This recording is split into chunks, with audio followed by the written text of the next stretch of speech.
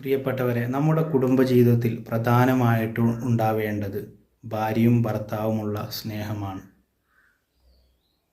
സ്നേഹം നമ്മൾ തുറന്ന് പറയുമ്പോഴാണ് അതിൻ്റെ മാധുര്യം നമുക്ക് ലഭിക്കുക.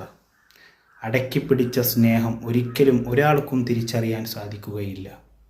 ഇണയോടുള്ള സ്നേഹം അള്ളാഹുവിന് ഇഷ്ടമാണ്. അള്ളാഹുവിൻ്റെ പ്രതിഫലം കരസ്ഥമാക്കാൻ അവന് സാധിക്കുന്നതാണെന്ന് ഹബീബ് നബി മുഹമ്മദ് മുസ്തഫ സല്ലല്ലാഹു അലൈഹി വസല്ലം തങ്ങൾ പഠിപ്പിക്കുകയാണ്. പ്രിയപ്പെട്ടവരെ, ഒരാൾ തൻ്റെ ഭാര്യയുടെ മുഖത്തേക്കും ഭാര്യ തിരിച്ച് അവൻ്റെ മുഖത്തേക്കും നോക്കിയാൽ അള്ളാഹുവിൻ്റെ റഹ്മത്ത് അവർക്ക് ലഭിക്കുന്നതാണ്.